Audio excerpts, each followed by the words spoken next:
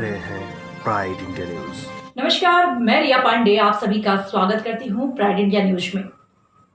शुरुआत करते हैं कुछ देश दुनिया की बड़ी खबरों की शुरुआत करते हैं सीधी जिले से, जहां से आ रही है तो बड़ी खबर। सीधी में कांग्रेस के कदावर नेता, केंद्रीय मंत्री, राज्यपाल से लेकर मध्य प्रदेश के मुख्यमंत्री रहे स्वर्गीय अर्जुन सिंह की प्रतिमा सीधी के अस्पताल तिराहे में स्थापित की गई, जिसका अनावरण उनके पुत्र पूर्व नेता प्रतिपक्ष अजय सिंह राहुल ने किया। प्रतिमा अनावरण के इस कार्यक्रम में बीजेपी नेताओं को भी मंच में साझा करना था, लेकिन बीजेपी के कार्यकर्ता तो पहुंचे, लेकिन सांसद विधायक नदारद रहे, जिसको लेकर पूर्व मंत्री कमलेश्वर पटेल ने बीजेपी नेताओं पर निशाना साधा।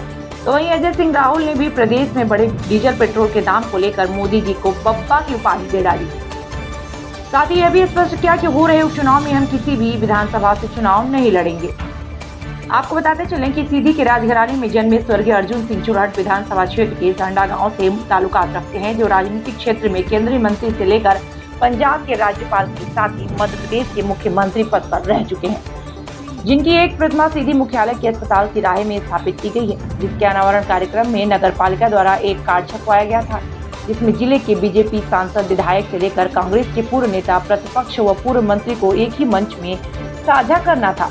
लेकिन इस कार्यक्रम में बीजेपी कार्यकर्ता तो नजर आए, लेकिन बीजेपी के सांसद, विधायक कार्यक्रम से नदारद रहे, जिसको लेकर पूर्व मंत्री कमलेश्वर पटेल ने भाजपा नेताओं पर निशाना साधते हुए कहा कि दाऊ साहब ने जब केंद्रीय मंत्री रहते हुए नीतियां बनाई थी, किसी पार्टी, किसी दल को नहीं देखा था, उन्होंने सबकी मदद की थी।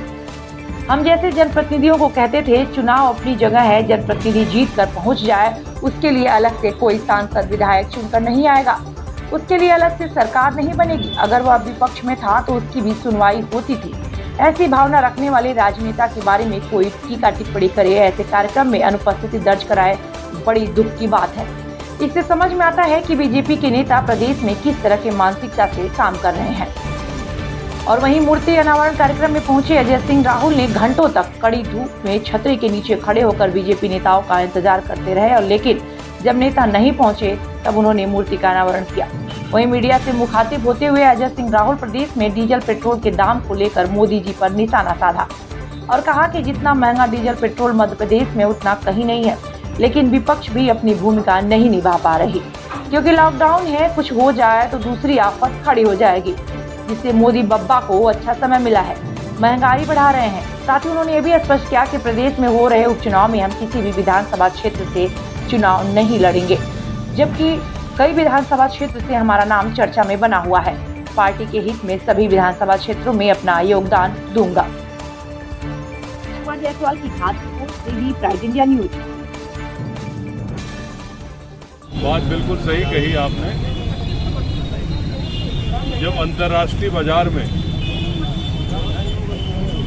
क्रूड ऑयल का सबसे कम रेट हुआ है, उस समय हिंदुस्तान में रेट बढ़ाना, जब हर वर्ग, चाहे वो छोटा आदमी हो चाहे उद्योगपति हो, सभी परेशान हैं इस महामारी से, उस समय पेट्रोल और डीजल के भाव आसमान में छूने लगे।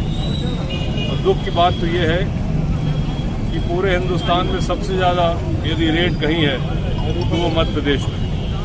आपने बिल्कुल सही कहा कि इसके बारे में विपक्ष अपनी भूमिका नहीं निभा पाता, क्योंकि लॉकडाउन है, कुछ हो जाएगा तो एक दूसरी आफत हो जाएगी, और इससे अच्छा माहौल हमारे बब्बा मोदी जी को कोई मिल नहीं सकता।